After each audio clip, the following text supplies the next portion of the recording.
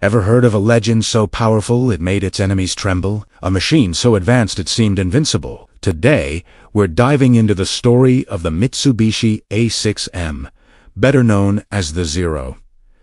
This isn't just a story about an airplane. It's a tale of groundbreaking engineering, tactical genius, and a myth that dominated the Pacific skies. In the late 1930s, the Imperial Japanese Navy knew they needed something special. They were looking ahead, planning for a vast conflict across the immense distances of the Pacific Ocean. Their aircraft carriers would need a fighter that could fly farther, turn tighter, and climb faster than anything else in the world.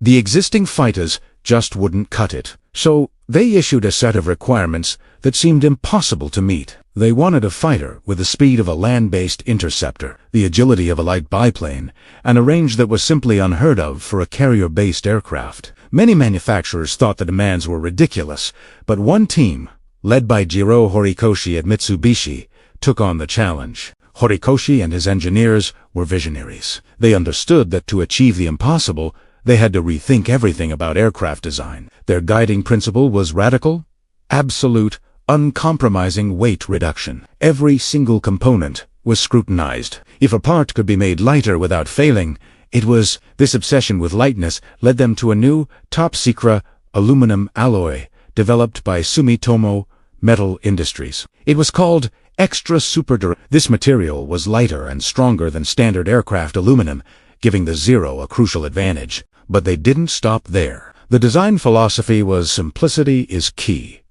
They eliminated anything deemed non-essential: self-sealing fuel tanks, too heavy armor plating for the pilot, unnecessary weight. This approach was a high-stakes gamble. It would make the Zero incredibly nimble, but also tragically vulnerable. The result of this effort was a masterpiece of aeronautical engineering.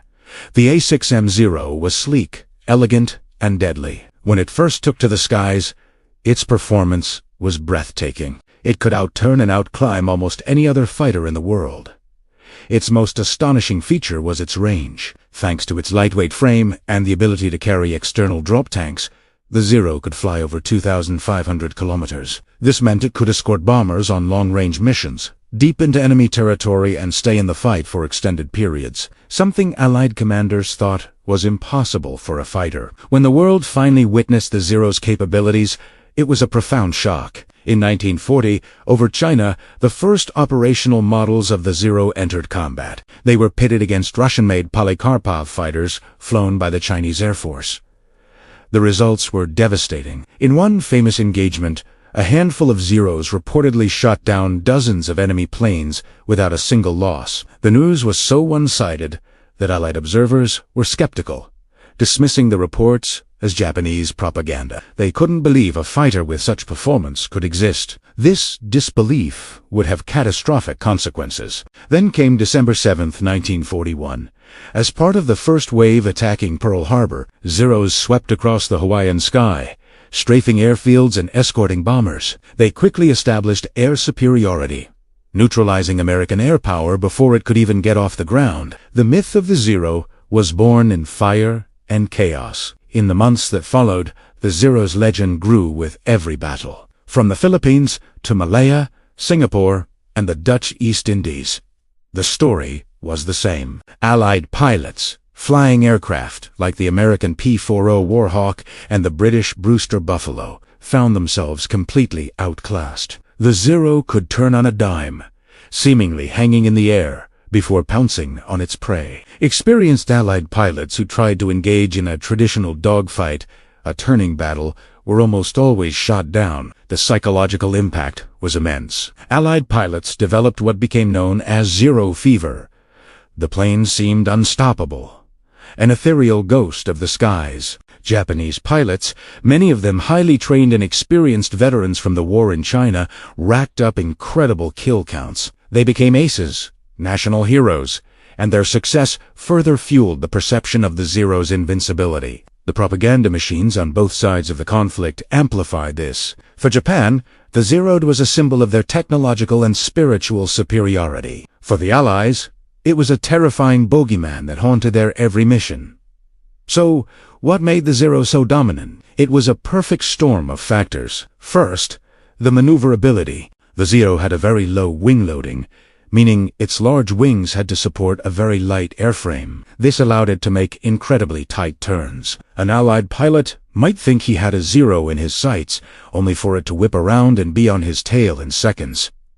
Second, its rate of climb was phenomenal. It could ascend like a rocket, giving its pilots the advantage of height, a critical factor in any aerial duel. Third, its range was a strategic game-changer. The ability to project air power over vast distances was crucial in the Pacific theater. Zeros could launch from carriers far out at sea, strike targets hundreds of miles away, and return. This capability caught the Allies completely off guard and was central to Japan's rapid expansion across Southeast Asia and the Pacific. And finally, its armament. The early models were armed with two 7.7mm machine guns in the fuselage and, more importantly, two powerful 20mm cannons in the wings. These cannons could shred an enemy aircraft with just a few hits, a much heavier punch than the machine guns found on most Allied fighters at the time. But every legend has a weakness, and the Zero's was built right into its design. The very thing that made it great, its lightweight construction, was also its fatal flaw. The rejection of armor plating and self-sealing fuel tanks meant that while the Zeal was hard to hit, any hit it took was likely to be catastrophic. A few well-placed machine gun rounds could easily ignite its fuel tanks or kill the pilot. The Zero was a glass cannon. The Allies were slow to figure this out. Their initial encounters were so one-sided that they struggled to develop effective countermeasures. The myth of the unbeatable Zero was so strong that it clouded their tactical thinking. But survival is a powerful teacher. Through bitter experience, Allied pilots began to learn the Zero's secrets. One of the biggest breakthroughs came from the American volunteer group, the famous Flying Tigers, led by Claire Chennault in China. Chennault had observed the Zero's performance and understood its strengths and weaknesses. He instructed his pilots to never, ever dogfight with a Zero.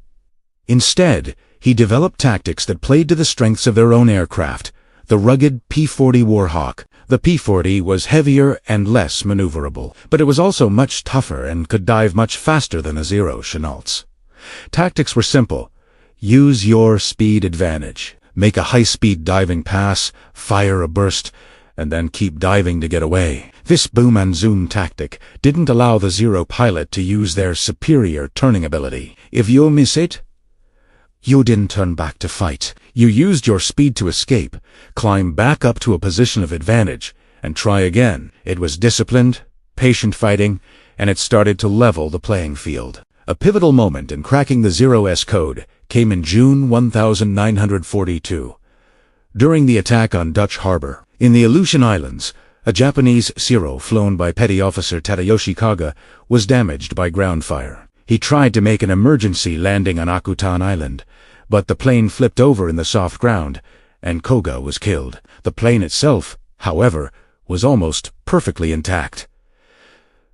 This was an intelligence goldmine. An American naval team recovered the Akutan Zero, and it was carefully shipped back to the United States. There, test pilots and engineers took it apart, studied it, and flew it. For the first time, they had a complete understanding of the aircraft. They confirmed its incredible maneuverability at low speeds, but they also discovered its critical weaknesses. They found that the Zero's controls became extremely heavy at high speeds, making it difficult to roll or maneuver. Above a certain speed, the P-40 could actually outroll a Zero. They confirmed its vulnerability to damage and its poor performance in a dive. This intelligence was invaluable. It was distributed throughout the U.S. Navy and Army Air Forces, giving pilots a concrete playbook on how to defeat their formidable adversary. The myth was finally being dismantled by hard data. As the war progressed, the tide began to turn. The United States, with its immense industrial power, began to field a new generation of fighter aircraft. Planes like the Grumman F-6, Hellcat, and the Vought F-4U Corsair were specifically designed to beat the Zero. They were the polar opposite of the Japanese fighter. They were big, powerful, heavily armed, and armored like flying tanks.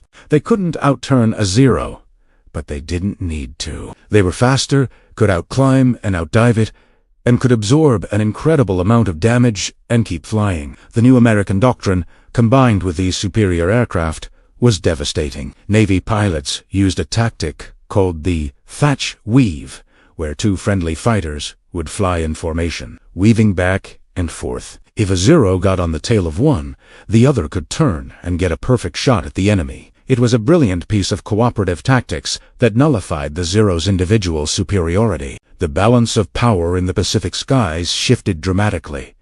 The hunter had become the hunted. Furthermore, Japan's most experienced pilots, the aces who had built the Zero's legend, were gradually lost in combat. Unlike the Allies, Japan lacked a robust system for rotating experienced pilots out of combat to train new ones. When an ace was killed, their skill and knowledge were lost forever. They were replaced by hastily trained rookies who were no match for the increasingly skilled and confident Allied pilots in their superior machines. In the later stages of the war, the Zero, once the king of the sky, was relegated to a desperate new role.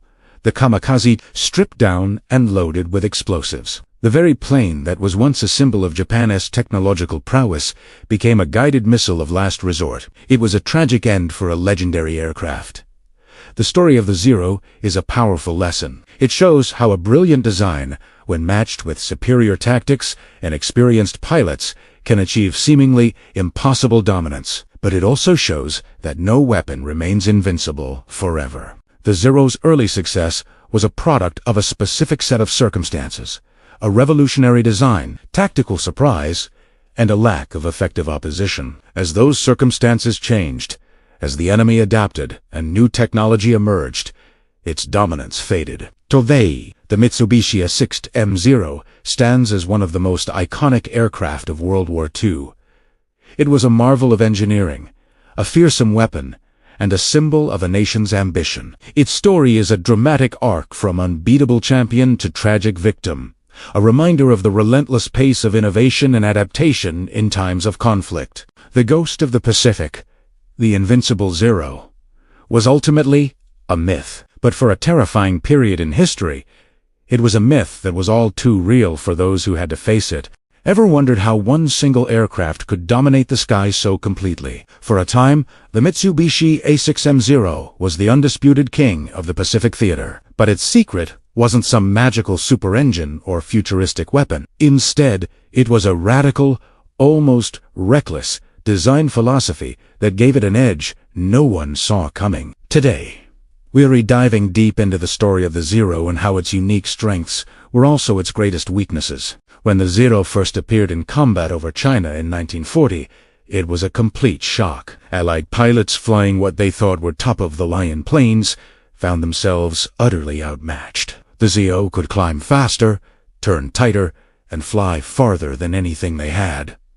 It seemed invincible. The press back home called it a Superman of the air, a ghost that appeared from nowhere, struck with deadly precision, and vanished. But how did Japanese engineers achieve this incredible performance? The answer lies in a single, unwavering focus.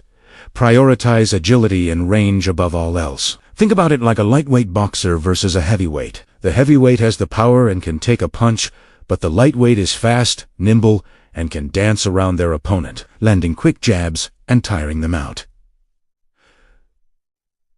The Zero was the lightweight boxer of the skies. To achieve this, the lead designer, Hiro Orikoshi, and his team at Mitsubishi made some very bold decisions. The number one enemy was weight. Every single component was scrutinized to see if it could be made lighter. They used a new, top-secret aluminum alloy called extra super durable. This metal was incredibly strong for its weight, allowing them to build a robust airframe without piling on the pounds. The very structure of the plane was a masterpiece of weight-saving engineering. They even went as far as drilling holes into non-structural parts of the frame, just to shave off a few extra ounces. It was an obsessive pursuit of lightness. This obsession paid off spectacularly in terms of maneuverability. In a dogfight, the ability to turn inside your opponent is a life-or-death advantage. The Zero, with its low wing loading and lightweight construction, could outturn nearly every Allied fighter of the early war period, including the American P-40 Warhawk and the British Hawker Hurricane. Allied pilots who tried to get into a turning fight with the Zero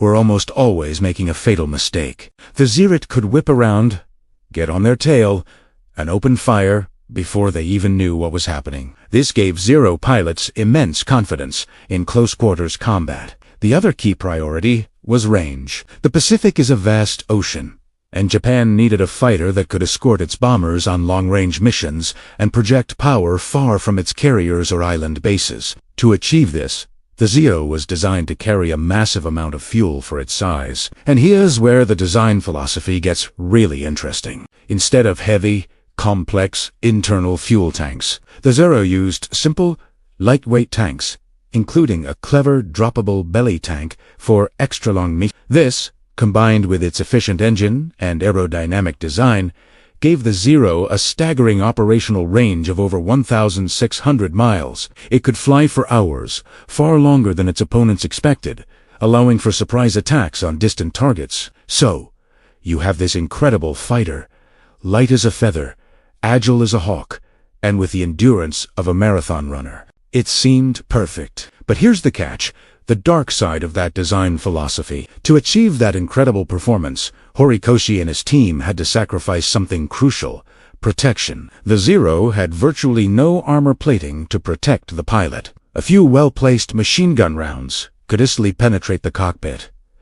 Even worse, it lacked self-sealing fuel tanks. In most Allied fighters, the fuel tanks were lined with a special rubber material. If a bullet pierced the tank, the fuel would cause the rubber to swell and instantly seal the hole, preventing a catastrophic fire or fuel leak.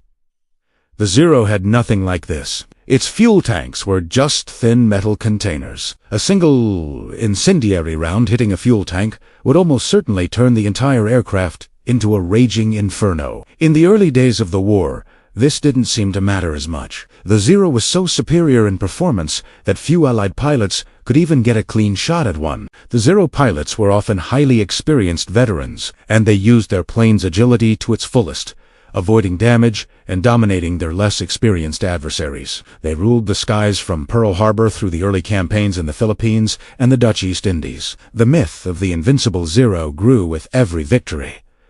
But the Allies were learning. They were not just standing still. Pilots, like the legendary Claire Chennault of the Flying Tigers in China, quickly analyzed the Zero's weaknesses. He issued a strict order to his pilots: never, ever try to dogfight a Zero. Instead, he developed tactics that played to the strengths of his own aircraft, the heavier, more rugged P-40 Warhawk. These tactics were called boom and zoom.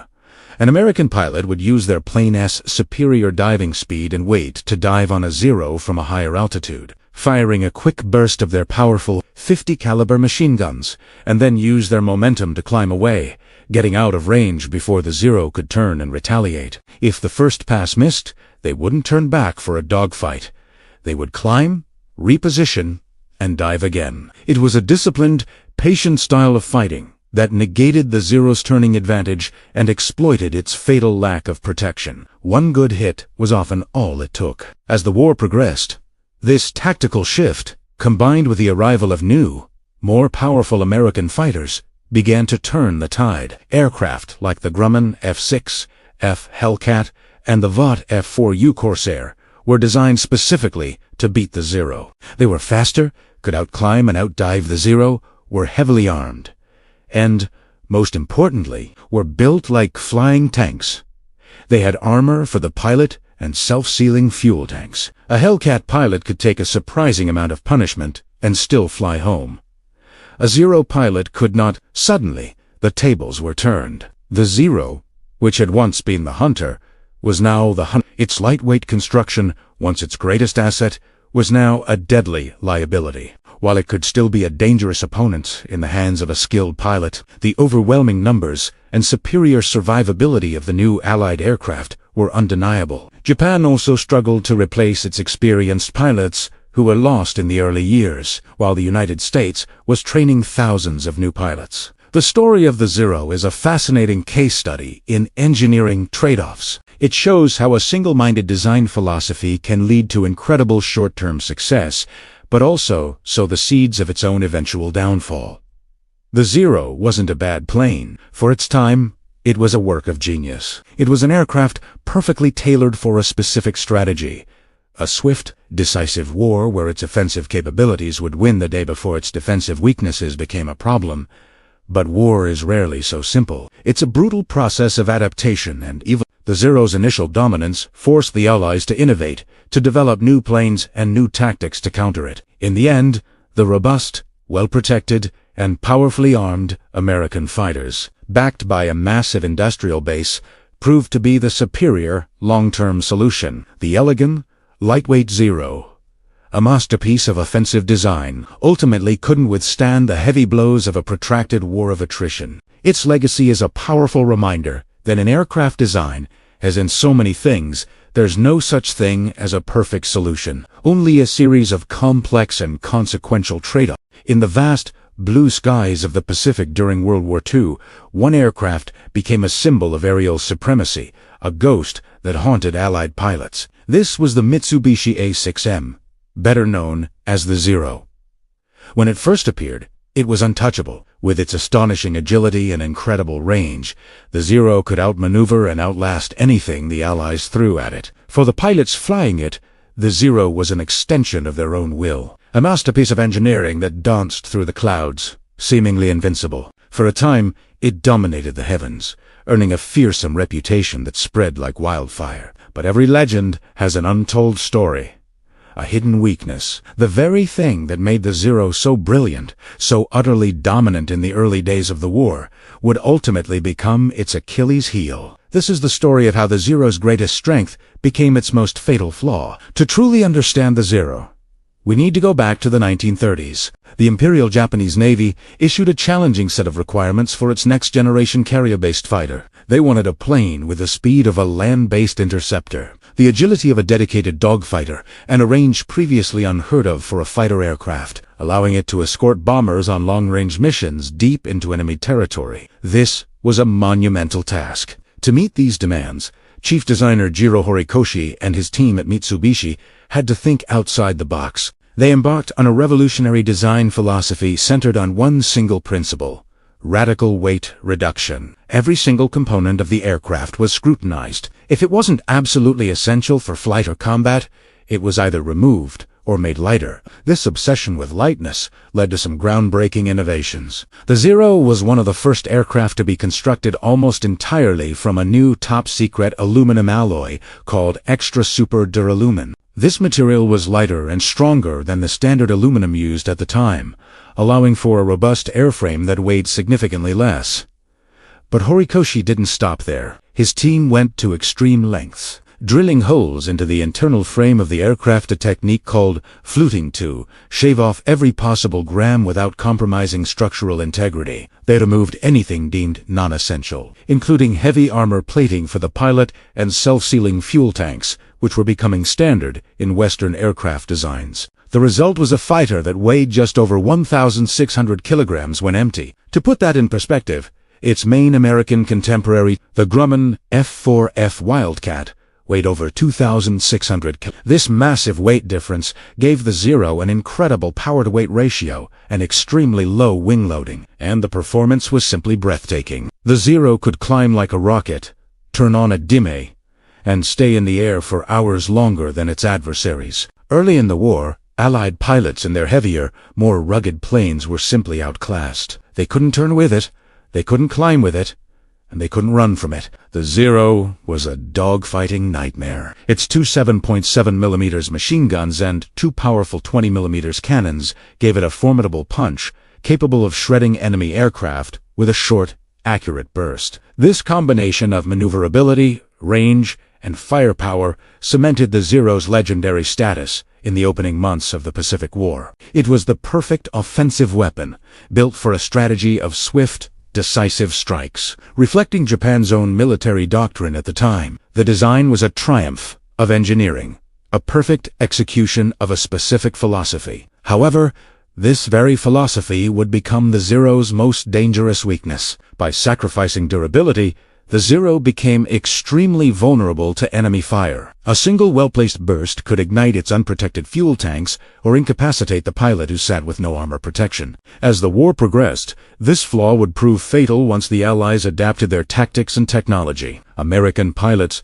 like the legendary Claire Chennault of the Flying Tigers, quickly identified the Zero's fragility. They developed new tactics to counter its superior agility. Instead of trying to outturn the Zero in a traditional dogfight, which was suicide, they employed boom and zoom tactics. Allied fighters like the P-38 Lightning and later the F-6 Hellcat would use their superior speed in a dive and their rugged construction to their advantage. They would dive on a Zero from a higher altitude, make a single high-speed firing pass, and then use their momentum to climb away, refusing to get drawn into a turning fight where the Zero This tactic exploited the Zero's weaknesses perfectly. The Zero's light airframe couldn't handle the high stresses of a steep dive at extreme speeds. Its wings could literally rip off, and because it lacked armor and self-sealing fuel tanks, it couldn't absorb much damage. A few hits from the American .50 caliber machine guns were often enough to turn a Zero into a flaming wreck.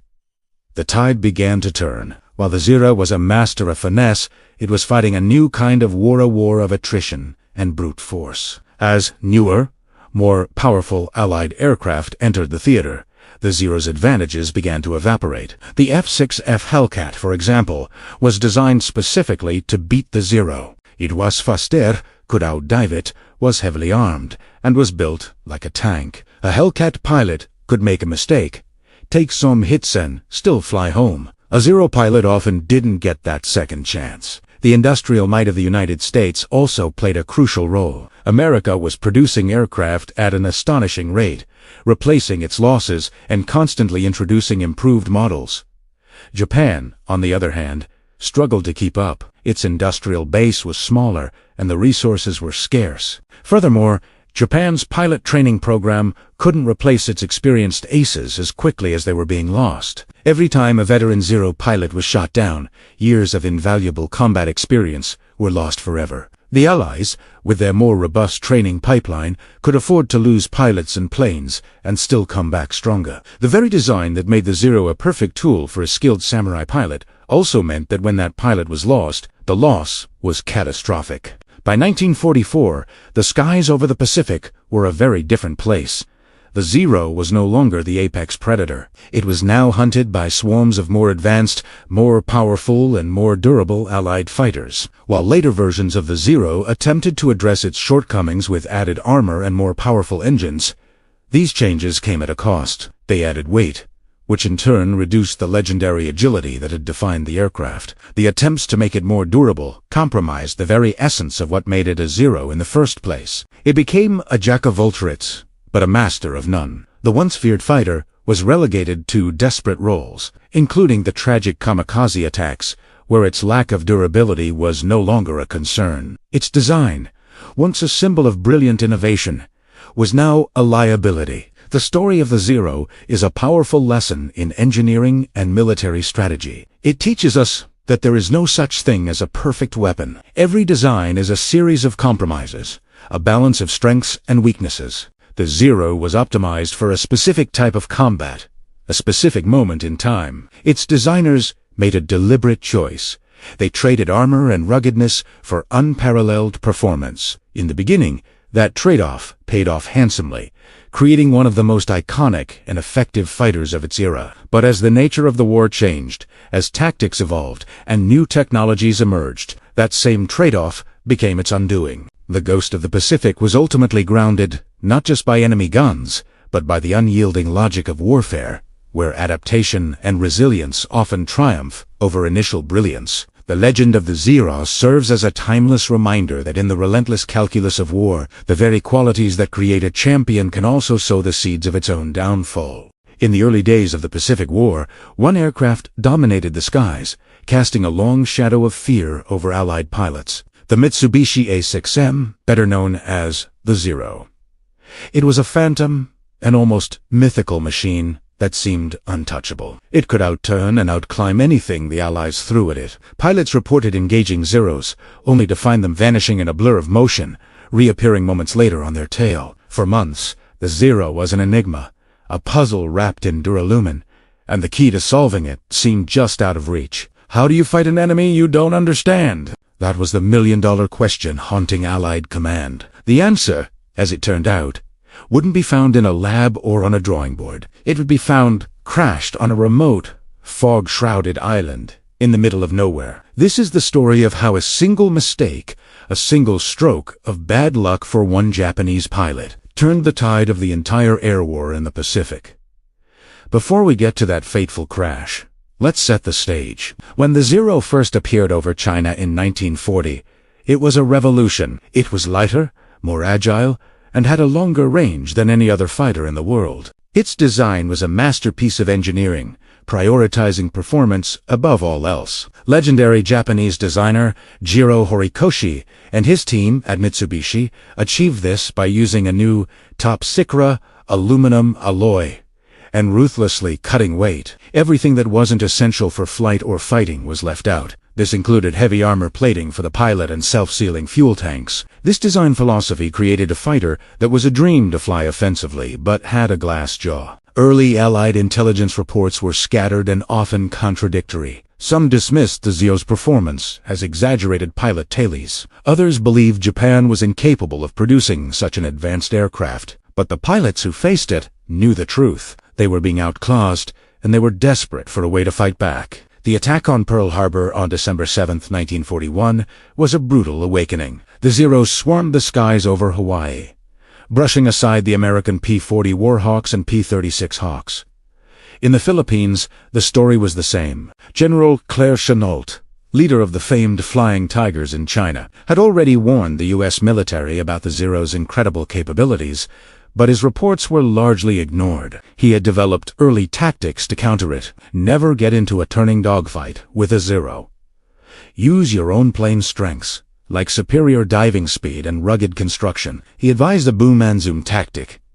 Dive on the Zero from a higher altitude, fire a quick burst, and then use your speed to escape and climb back up for another pass. This was sound advice, but it was hard to execute perfectly, and it was based on limited information. The Allies were still guessing.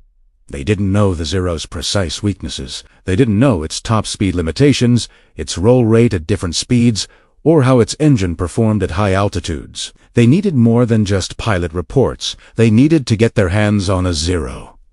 The first opportunities came from wreckage. After Pearl Harbor, fragments of downed Zeros were collected and analyzed. This gave engineers a glimpse into the materials used, like the special aluminum alloy, but it was like trying to understand a car by looking at a few broken parts. It wasn't enough. Then, in early 1942, a slightly more intact Zero was recovered in China.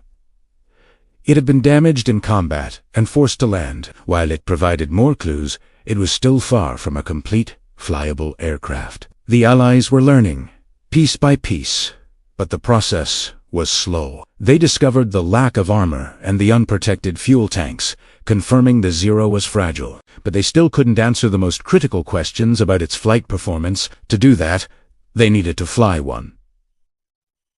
They needed a miracle. And in June 1942, that miracle happened in the cold, desolate Aleutian Islands of Alaska. The story of the Akutan Zero begins with a 19-year-old Japanese petty officer named Tadayoshi Kuga.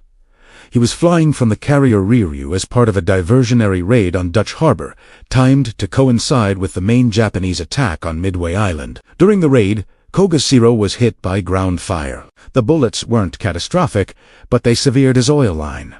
He knew he was in trouble. His engine was slowly bleeding out. Following standard procedure for pilots with damaged aircraft, Koga and his two wingmen flew to a designated emergency landing spot, Akutan Island, a remote, uninhabited piece of land about 25 miles east. The Japanese had a submarine waiting nearby to rescue downed pilots. Their plan was simple: land the plane on what they believed was a flat, grassy field, and wait for pickup. But the reconnaissance photos were deceiving. The grassy field wasn't solid ground. It was a muskeg baga, swampy, waterlogged tundra. As Koga lowered his landing gear and came in for what he thought would be a smooth landing, disaster struck. The moment his wheels touched the soft ground, they dug in, and the Zero flipped violently onto its back.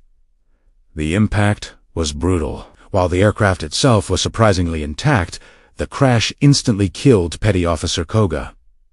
His two wingmen, circling above, had standing orders to destroy any downed Zeros to prevent them from falling into enemy hands. But they hesitated. Perhaps they hoped Koga was still alive and could be rescued. Perhaps they were simply unwilling to shoot up their friend's plane. For whatever reason, they made a fateful decision.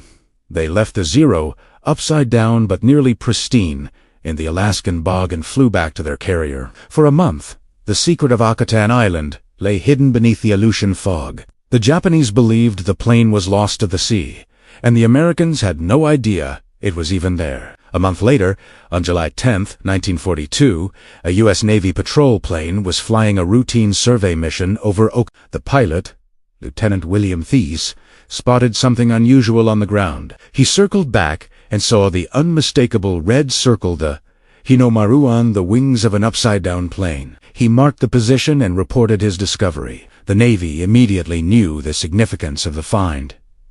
This was it. This was the flyable Zero they had been dreaming of. A recovery team was dispatched, and what they found was an intelligence goldmine. The Zero, a brand new Model 21, had only a few bullet holes and the damage from the crash. Carefully, the team extracted Petty Officer Koga's body, giving him a proper burial, and then set to work recovering the aircraft.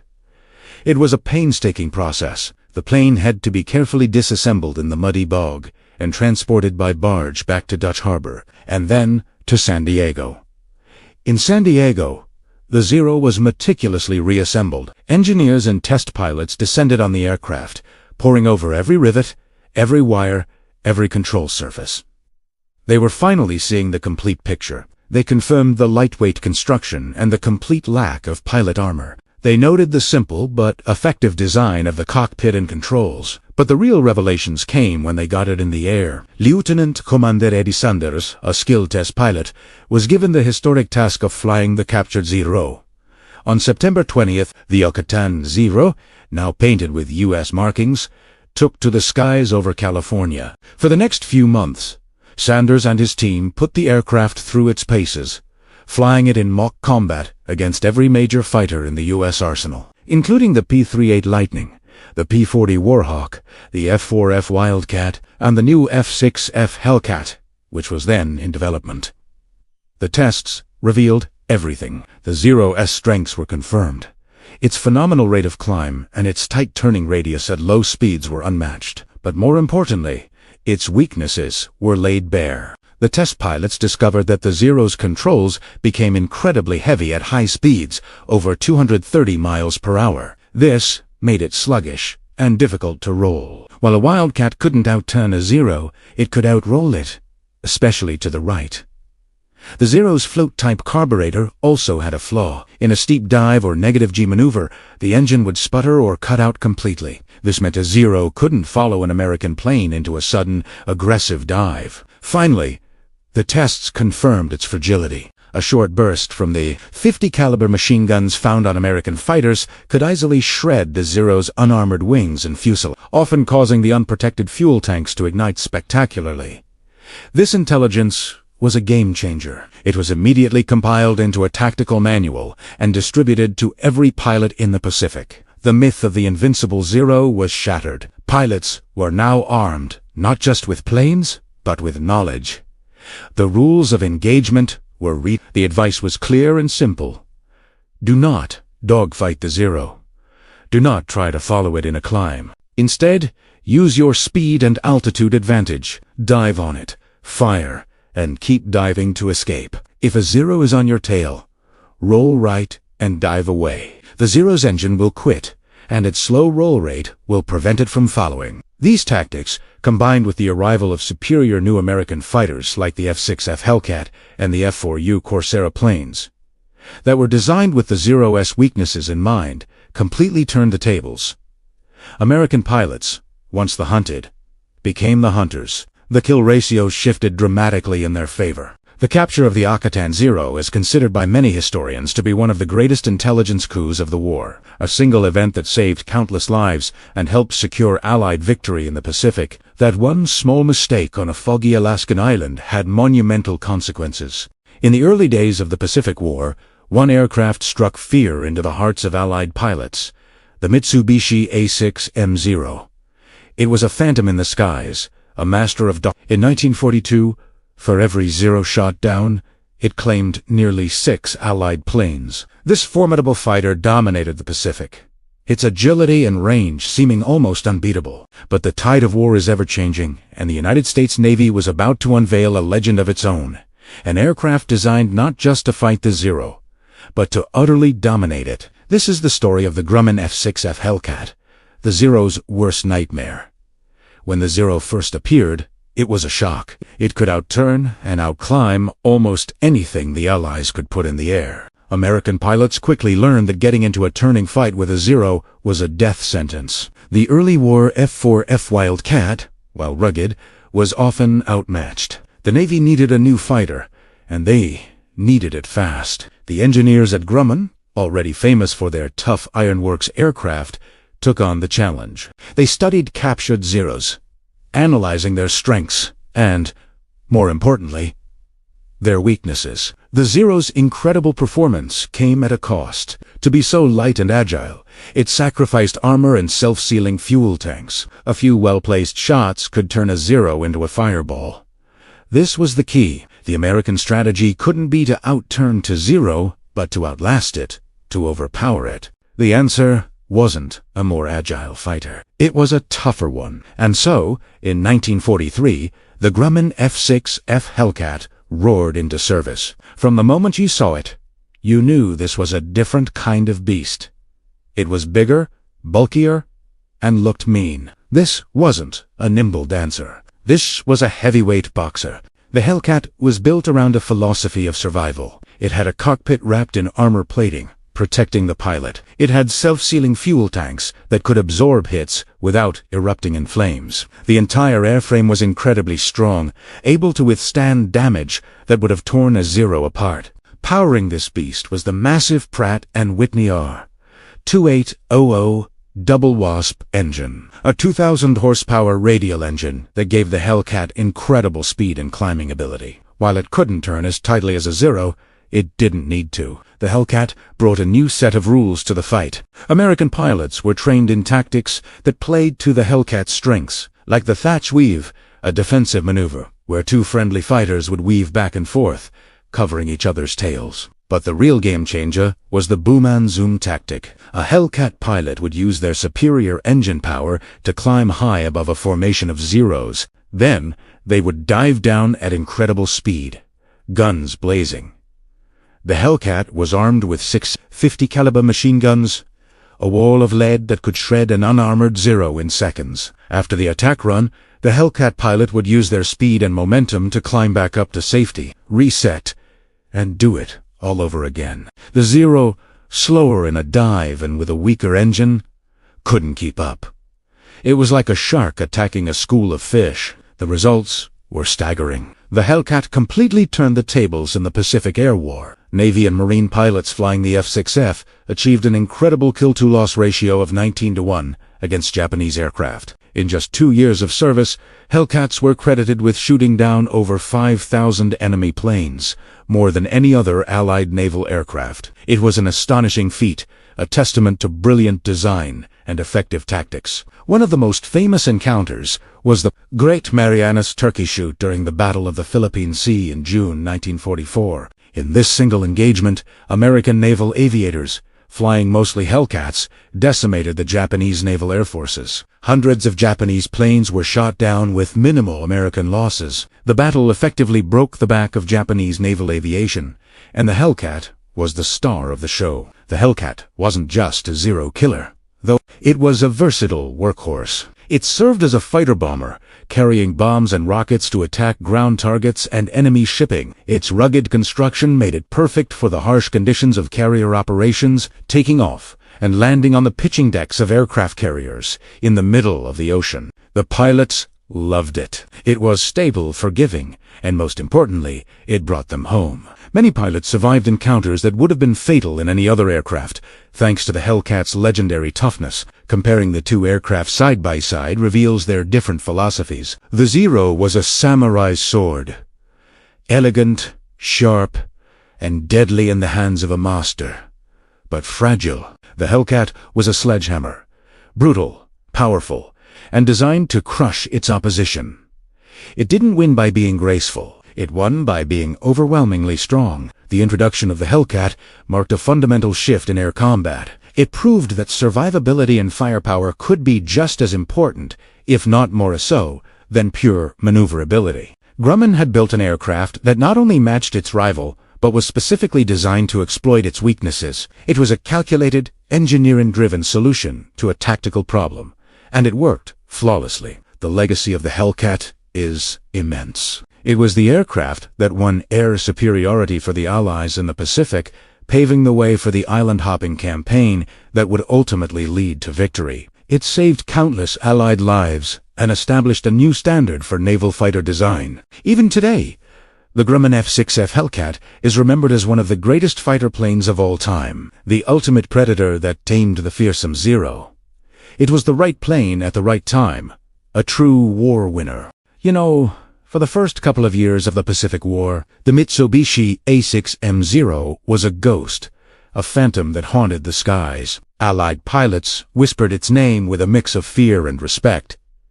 It was untouchable. It could turn on a dime, climb like a rocket, and outmaneuver anything they threw at it. For pilots flying the F-4F Wildcat, tangling with the Zero was often a one-way ticket. The Zero was lighter, more agile, and its pilots were some of the most experienced naval aviators in the world. They were masters of the turning dogfight, a deadly ballet at 10,000 feet where the slightest mistake meant a fiery plunge into the Pacific. The Americans knew they were in trouble. They needed a new plane, a new strategy, something that could finally tame the Zero. They needed a game changer. And boy, did they get one. Enter the Grumman F-6F Hellcat. This wasn't just a new fighter. It was a purpose-built Zero killer. But how do you beat an opponent that's seemingly better in every way? Well, you don't play their game. The genius behind the Hellcat wasn't just in its design, but in the radical new tactics that came with it. American strategists studied the Zero relentlessly. They found its weaknesses, its Achilles heel. While the Zero was a master of agility, it had its flaws. It lacked armor protection for the pilot, and its fuel tanks weren't self-sealing. It was fragile. It also performed poorly at high speeds, especially in a dive. Its controls would stiffen up, making it hard to pull out. This was the key. So, the new rule for American pilots was simple but revolutionary. Never, ever get into a turning fight with a Zero. Forget the classic, swirling dogfights you see in old movies. That was the Zero's home turf. Instead, American pilots were trained in a new kind of aerial combat. Boom and zoom. Imagine this. You're a Hellcat pilot, cruising high above the clouds, maybe at 20,000 feet. You spot a formation of Zeros below. You don't dive right in. You wait. You position yourself. You use your superior altitude as a weapon. When the moment is right, you push the stick forward and dive. The Hellcat, being heavier and more powerful, accelerates like a freight train. You're screaming down at over 400 miles per hour. You line up a Zero in your sights. The Hellcat is armed with 6 50 caliber machine guns, a devastating amount of firepower. You squeeze the trigger. A short, controlled burst. Brut. The sheer volume of lead tears through the Zero's lightweight frame. Before the Zero pilot even knows what hit him, you pull back on the stick. Your momentum carries you back up, climbing away, using your engine power to regain your altitude advantage. Joe Oregon, back in the safety of the high skies, ready to do it all over again. That's boom and zoom. It was less of a dogfight and more of a surgical strike. The Hellcat pilot dictated the terms of the engagement. They chose when to fight, where to fight, and how to fight. They used their plane's strength, speed, altitude, and firepower to exploit the Zero's weaknesses. The Hellcat couldn't outturn a Zero, but it didn't have to. It could outdive it, outrun it, and most importantly, outgun it. This change in tactics was devastatingly effective. The Hellcat, combined with these new strategies and beta-trained pilots, began to rack up an incredible kill ratio. Some sources claim it was as high as 19-1.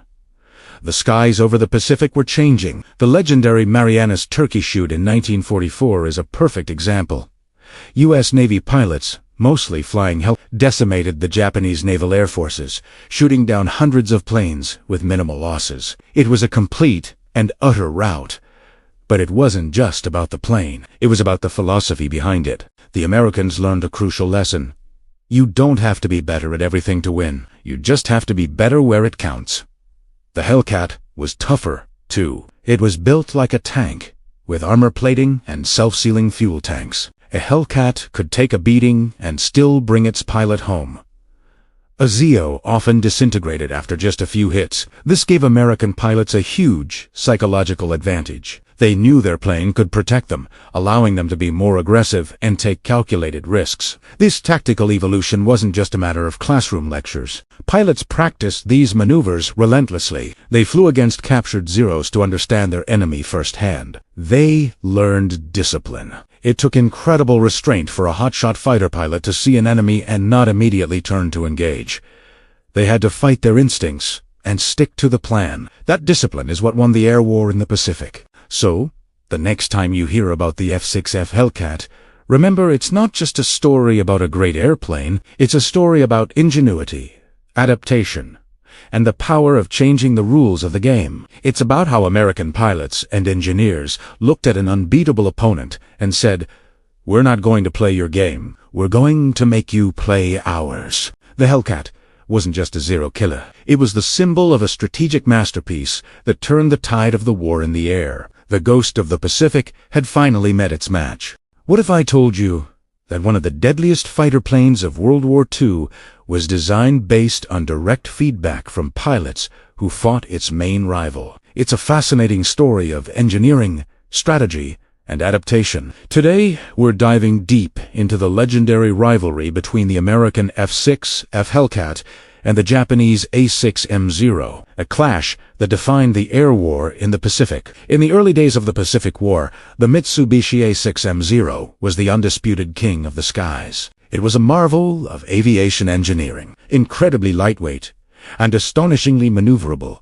The Zero could outturn and outclimb almost anything the Allies could throw at it. For Allied pilots, a dogfight with a Zero was a terrifying prospect. The Zero's pilots were some of the best trained and most experienced in the world, and in their nimble aircraft, they seemed almost invincible, racking up an incredible kill-to-loss ratio. The U.S. Navy's primary fighter at the time, the F-4F Wildcat, was tougher and better armed, but it struggled to match the Zero's agility. Wildcat pilots had to rely on specific tactics, like the thatch weave, just to survive an encounter. It was clear that America needed a new fighter, one that could not only survive a fight with the Zero, but dominate it. Enter the Grumman.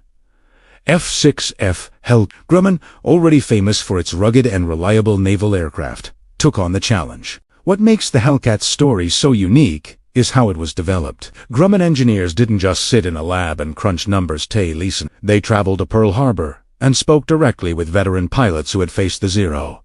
They asked them what they needed to win. The feedback was crystal clear. We need more power, more speed, and better climb performance, but without sacrificing the toughness that Grumman planes were known for. The engineers took these lessons to heart. The result was an aircraft that was, in many ways, the polar opposite of the Zero.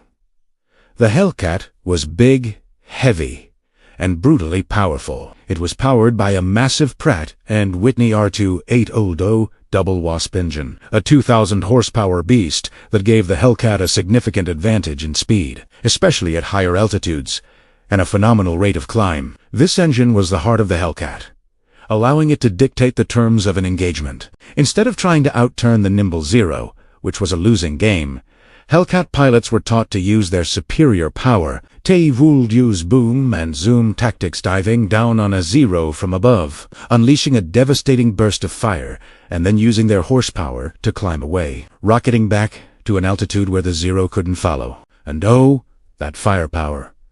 The Hellcat was armed with 6 50 caliber M2 Browning machine guns, a standard for American fighters at the time. These guns packed a serious punch, firing large, heavy rounds at a high rate. When all 6 guns were firing, they could unleash a storm of lead that was simply overwhelming. The Zero, built for lightness and agility, had a critical weakness. It had virtually no armor protection for the pilot or its fuel tanks. This was a deliberate design choice to save weight. But it made the Zero incredibly fragile. A short, well-aimed burst from the Hellcat's 650 cals could shred a Zero's airframe or, even more spectacularly, ignite its unprotected fuel tanks, causing the plane to disintegrate in a fireball. This brings us to one of the most fundamental differences between the two aircraft. Their design philosophy. The Japanese prioritized offensive performance above all else. The Zero was a pure dogfighter, a scalpel designed for agility.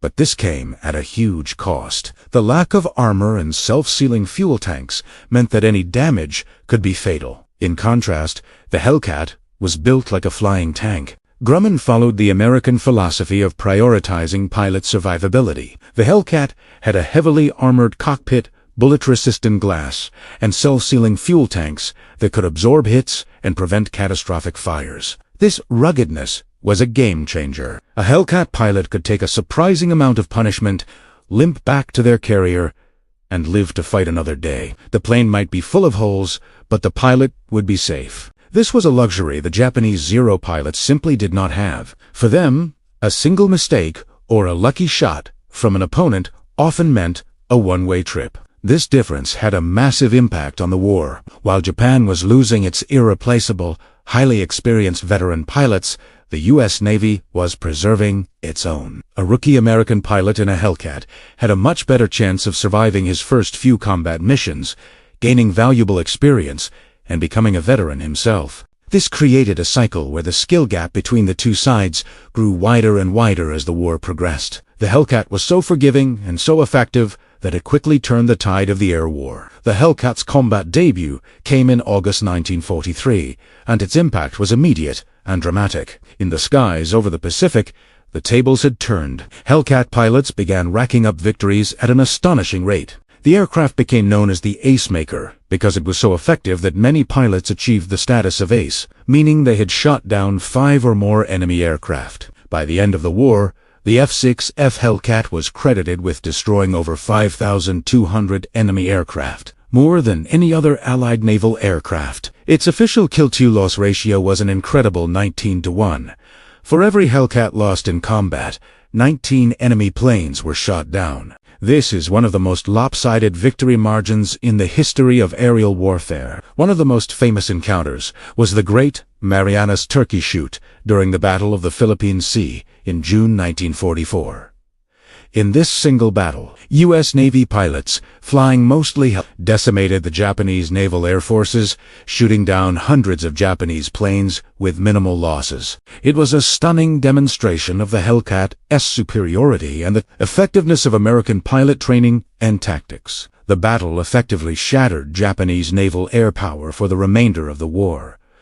So, was the Hellcat simply a better plane? In the context of the Pacific War, yes, absolutely. It was the right plane at the right time. It wasn't as nimble as a Zero, but it didn't need to be. It was faster, could climb better, was far more durable, and had superior firepower. It was a machine designed not just to win dogfights, but to win a war by bringing its pilots home safely. The story of the Hellcat versus the Zero is a perfect example of how listening to the people on the front lines, understanding your enemies' weaknesses and focusing on a strategy of attrition and survivability can lead to overwhelming victory. It's a testament to the idea that sometimes the toughest and most resilient fighter wins the day, not just the most agile.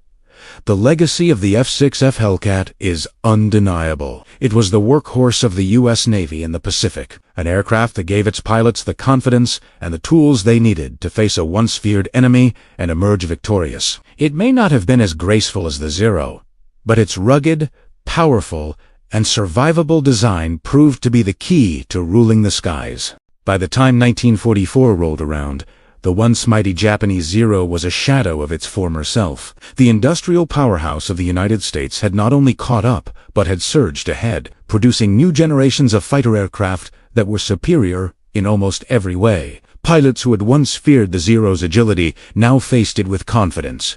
Flying planes like the Grumman F-6F Hellcat and the Vought F-4U Corsair. These new American fighters were faster, more heavily armed, and far more durable. They could climb faster, dive faster, and withstand damage that would tear a Zero apart. The strategic situation had also shifted dramatically. Japan was on the defensive. Its experienced pilots were dwindling, and its industrial base was crumbling under relentless Allied bombing campaigns. The quality of Japanese pilot training had plummeted. New recruits were being sent into combat with a fraction of the flight hours their predecessors had. They were brave, but they were no match for the well-trained, experienced Allied pilots they were up against. The technological gap was widening, but the experience gap was becoming a chasm. Japan was losing not just its planes, but its irreplaceable pilots, and it couldn't afford to replace either. The stage was set for a decisive, brutal confrontation. The turning point, the moment the world knew the Zero's reign was truly over, came in June 1944. The battle would go down in history with a rather grimly humorous name, the Great Marianas Turkey Shoot.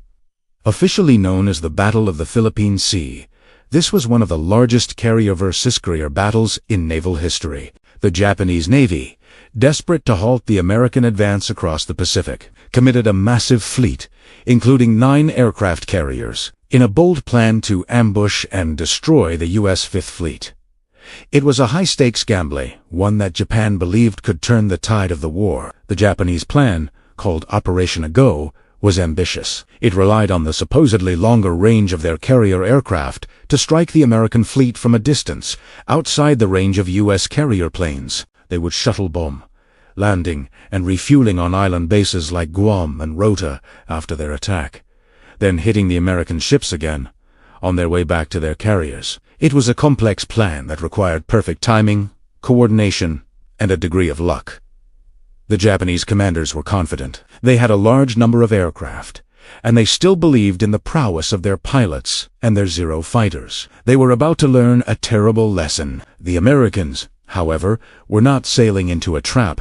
Thanks to superior intelligence, code-breaking, and reconnaissance, Admiral Raymond Spruance, commander of the Fifth Fleet, knew the Japanese were coming. He had 15 fleet carriers at his disposal, packed with nearly 1,000 aircraft, including the formidable F-6F Hellcat. Critically, American radar technology had advanced significantly. The U.S. fleet had a network of radar picket destroyers that could detect incoming enemy aircraft from hundreds of miles away, giving their combat air patrol plenty of time to intercept. The Americans weren't just waiting for the attack, they were ready for it. On the morning of June 19th, the Japanese launched their first wave of attack aircraft, as the formations of Zeros, Val dive bombers, and Kate torpedo bombers headed towards the American fleet. They appeared as blips on American radar screens, long before they were visible to the naked eye. The U.S. carriers scrambled their fighters. Hundreds of Hellcats clawed into the sky, climbing to intercept the incoming Japanese force. What followed was not a battle.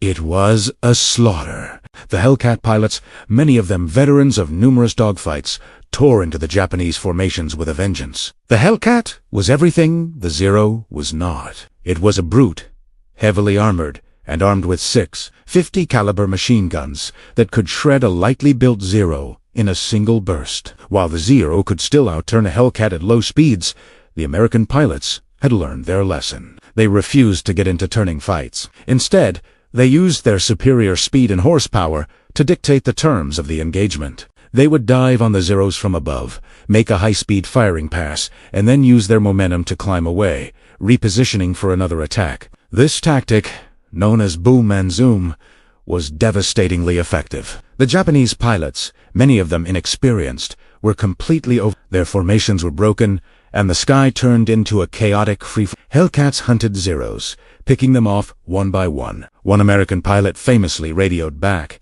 "Hey, this is like an old-time turkey shoot." The name stuck.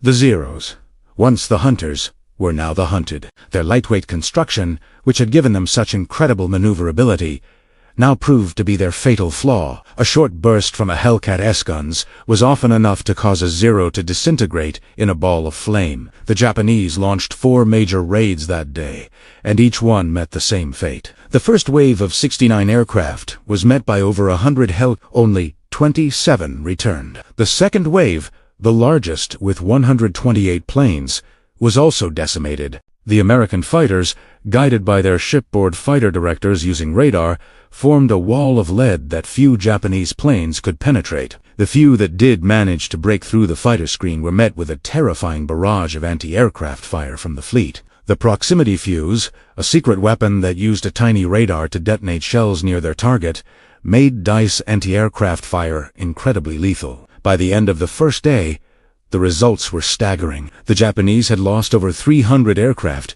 and the vast majority of their pilots. The Americans, in contrast, had lost only about 30 planes in air-to-air combat, with many of the pilots being rescued. The Japanese had thrown their best punch and had barely laid a glove on the American fleet. Only one U.S. battleship, the USS South Dakota, sustained minor damage from a single bomb hit. 2 American carriers were slightly damaged, but remained fully operational. It was an unmitigated disaster for the Japanese Navy. But the turkey shoot wasn't over. As night fell, American submarines, which had been tracking the Japanese fleet, found their targets. The submarine USS Albacore torpedoed and sank the brand-new Japanese carrier Taiho, the flagship of the fleet. A few hours later, the USS Kavala sent torpedoes into the carrier Shikaku, one of the last surviving veterans of the Pearl Harbor attack. She, too, went to the bottom. The loss of 2 of their largest carriers, along with hundreds of their aircraft and pilots, had broken the back of Japanese naval aviation. The next day, Admiral Spruance, after ensuring the safety of the Marianas invasion force, finally turned his fleet to chase the retreating Japanese. Late in the afternoon, his scout planes found them, even though it was late in the day and the Japanese were at extreme range. Vice Admiral Mark Mitcher made the gutsy call to launch an all-out strike. Over 200 American aircraft took off on what would be a long and dangerous mission. They caught the Japanese fleet at dusk and, in a furious 20-minute attack, sank the carrier Hio and damaged several other ships. The attack was a success, but the return flight was perilous. Flying back in darkness, low on fuel, many of the American planes struggled to find their carriers. In a legendary move, Admiral Micha made the dangerous decision to turn on the lights. He ordered his entire fleet to illuminate themselves with searchlights, deck lights, and star shells, risking submarine attack to guide his pilots home. It was a beacon of hope in the vast, dark Pacific. Despite this, many planes ran out of fuel and had to ditch in the sea. But a massive search and rescue operation was launched, and the vast majority of the downed air crews were saved. The Battle of the Philippine Sea was the final, decisive nail in the coffin for the 0 and 4 Japanese naval air power. In 2 days, Japan lost 3 aircraft carriers, and nearly 600 aircraft, almost its entire carrier air force. More importantly, it lost the last of its skilled, pre-war trained pilots. They could never be replaced. The Zero, once the most feared fighter in the sky, had been rendered obsolete. It would continue to fly until the end of the war, often in desperate kamikaze attacks, but its time as a dominant era superiority fighter was over. The great Marianas turkey shoot had proven, beyond any doubt, that the era of the Zero was finished, and the age of American air power had truly begun. In the vast, blue expanse of the Pacific, a legend was born. It was a fighter plane, so advanced, so agile, it seemed almost untouchable. This was the Mitsubishi Ace, better known as the Zero. When it first appeared in the skies over China in 1940, it sent shockwaves through the aviation world. Allied pilots who encountered it were simply outclassed. The Zero could outturn, outclimb, and outmaneuver anything they flew. Its exceptional range allowed it to escort bombers deep into enemy territory, a feat previously thought impossible. For the pilots of the Imperial Japanese Navy, the Zero was a symbol of their nation's technological prowess and martial spirit. It was the sharpest sword in their arsenal, and in the early days of the Pacific War, it carved a path of victory from Pearl Harbor to the Dutch East Indies. The design philosophy behind the Zero was radical for its time. Chief Engineer Jiro Horikoshi was given a demanding set of requirements. It had to be a carrier-based fighter with the speed and agility of a land-based one, possess heavy firepower, and boast an unprecedented operational range. To achieve this, Horikoshi made a critical decision. He prioritized performance above all else, especially pilot protection. The Zero was built with an ultra-lightweight duralumin alloy, shedding every ounce of non-essential weight. There was no armor plating for the pilot, no self-sealing fuel tanks. This made the aircraft incredibly nimble, a dancer in the sky. But it also made it tragically fragile. A few well-placed shots could turn the elegant fighter into a blazing coffin. In the initial stages of the war, this trade-off seemed brilliant. The Zero's superior performance meant it rarely got hit, and its pilots, many of them seasoned veterans from the war in China, were among the best in the world. They racked up astonishing kill counts, and the legend of the invincible Zero grew with every victory. Allied pilots developed a sense of dread, a zerophobia, learning to avoid dogfights at all costs. This early, staggering success, however, planted the seeds of its own downfall. Japan became a victim of its own triumph. The belief in the ZOS invincibility led to a dangerous sense of complacency within the Japanese military high command. Why change what was already perfect? As a result, development of a successor aircraft stalled. Minor upgrades were made, but the fundamental design of the Zero, its lightweight frame and lack of protection, remained unchanged throughout the war. The focus was on producing as many Zeros as possible, not on innovating for the battles of tomorrow. This industrial and strategic inertia would prove to be a fatal mistake. The early victories had been won not just by a superior machine, but by superior pilots. These experienced aces were an irreplaceable resource, and as the war dragged on, their numbers began to dwindle. Meanwhile, on the other side of the Pacific, the United States was reeling from the initial shock. But shock quickly turned into a determined, industrial-scale response. Wrecked Zeros were recovered, studied, and analyzed down to the last rivet. American engineers at Grumman Aircraft, already famous for their rugged ironworks planes, were tasked with creating a fighter specifically designed to beat the Zero.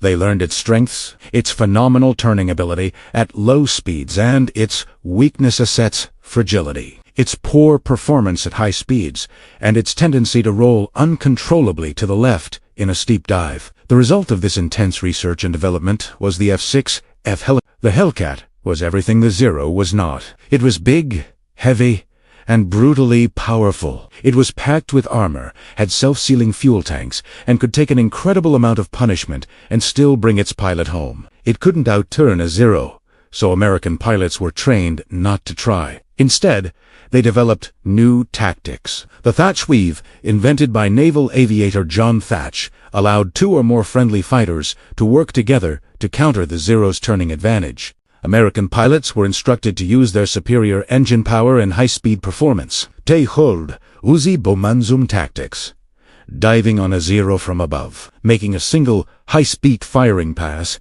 and then using their momentum to climb back up to safety, refusing to get drawn into a slow-speed turning fight where the Zero. The tide began to turn at battles like Midway and Guadalcanal. For the first time, Japanese pilots found themselves facing an opponent that could not only match them, but also dictate the terms of the engagement. The Hellcat could absorb the Zero's 7.7mm machine gun fire with little effect, while its own 6.50 caliber machine guns could shred the unarmored Zero in a single burst.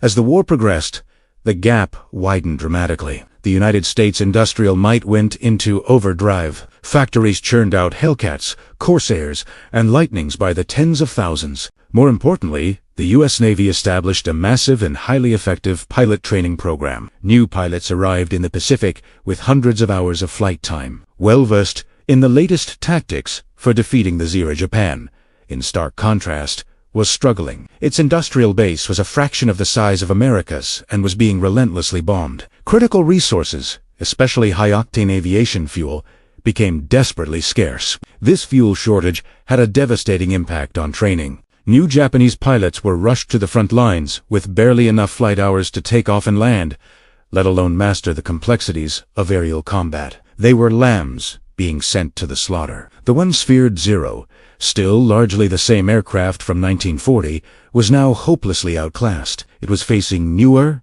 faster, and more powerful American planes flown by better-trained pilots. The veteran Japanese aces who had dominated the skies in 1942 were almost all gone, lost in the brutal attrition of a long war. Their replacements were young, inexperienced, and flying a plane that could no longer protect them. The fragility that was once a calculated risk had become a death sentence. The Zero became known to American pilots as the one-shot fighter. The tables had completely turned. The Hunter had become the Hunt. In the Great Marianas Turkey Shoot of 1944, the overwhelming superiority of American aircraft and pilot training was laid bare. Hundreds of Japanese aircraft, many of them Zeros, were shot down for minimal American losses.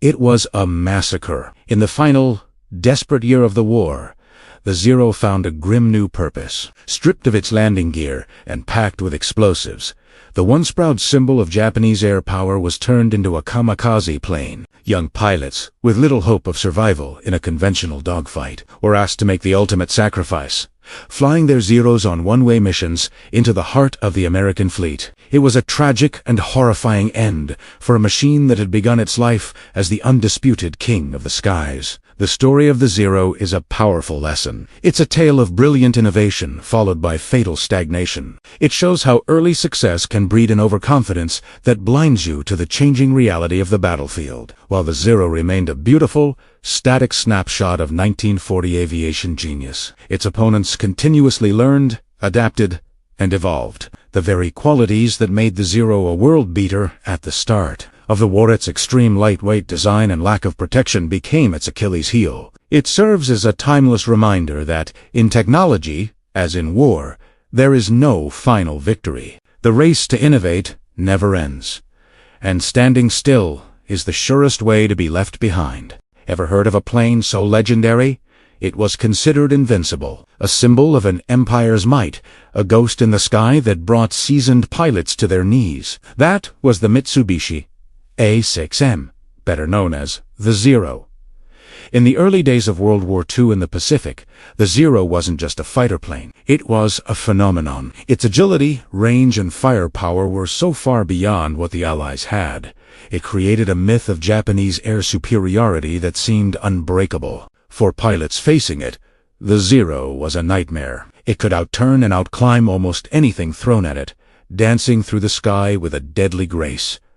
This wasn't just propaganda. The Zero's design was a masterpiece of engineering for its time. Think about it. It had a phenomenal range of over 1,600 miles, allowing it to strike targets deep behind enemy lines and escort bombers on long-range missions that Allied fighters simply could unmatch. It was armed with two 20mm cannons and two 7.7mm machine guns, a potent combination that could tear apart enemy aircraft with a short, accurate burst. But its real magic was in its maneuverability. The Zero was incredibly lightweight, which gave it an astonishing rate of climb and a tight turning circle. In a dogfight, a Zero pilot could spiral around an opponent, getting on their tail before they even knew what was happening. In the skies over Pearl Harbor, the Philippines, and Southeast Asia, the Zero carved a path of destruction, racking up an incredible number of victories and cementing its fearsome reputation. Allied pilots were even given a strict order: never, ever get into a turning dogfight with a Zero. The odds of winning were just too slim, but every legend has an Achilles heel, and the Zero's was hidden within its own brilliant design. To achieve that incredible lightness and agility, its designers had made some critical sacrifices. The plane had virtually no armor plating to protect the pilot or vital components like the fuel tanks. One or two well-placed shots could turn the Zero into a fireball. The fuel tanks weren't self-sealing, a standard feature in most Allied planes that prevented fuel from leaking and igniting when hit. This meant the Zero was exceptionally fragile, a glass cannon that could deal immense damage but couldn't take any in return. This design philosophy stemmed from a focus on offensive capability above all else, prioritizing agility over survivability. It also reflected a strategic mindset that placed less value on the lives of its experienced pilots, who were seen as expendable. This would prove to be a catastrophic miscalculation. The turning point came from an unexpected discovery. In June 1942, a Japanese Zero crash-landed on Okatan Island in Alaska's Aleutian Chain. The pilot was killed, but the plane itself was remarkably intact. American forces recovered it, shipped it back to the mainland, and began one of the most important intelligence operations of the war. They took the Zero apart, piece by piece, and then put it back together. For the first time, Allied engineers and test pilots could study the enemy's top fighter up close. They flew it, pushed it to its limits, and methodically documented every strength and every weakness. What they found was game-changing. They confirmed its incredible turning ability at low speeds, but they also discovered its fatal flaws. At high speeds, the Zero's controls became incredibly heavy, making it difficult to roll or maneuver, and it performed poorly in a dive. If a Zero was on your tail, the new doctrine became clear. Don't try to outturn it. Instead, roll and dive away. The Zero couldn't follow. This simple tactic, known as the thatch weave, which involved two friendly fighters flying in formation and turning towards each other to cover their partner's tail, was specifically developed to counter the Zero's strengths and exploit its weaknesses. The myth of the Zero's invincibility was shattered. The ghost in the sky now had a user manual. The knowledge gained from the Okutan Zero was distributed to every pilot in the Pacific. They now knew exactly how to fight it, and more importantly, how to survive an encounter. Armed with this new knowledge, American industry went into overdrive to build a fighter specifically designed to beat the Zero. The result was the Grumman F-6F Hellcat. The Hellcat was the polar opposite of the Zero in design philosophy. It wasn't as nimble or lightweight. It was big, heavy, and brutally powerful. You could say it was a product of the American mindset.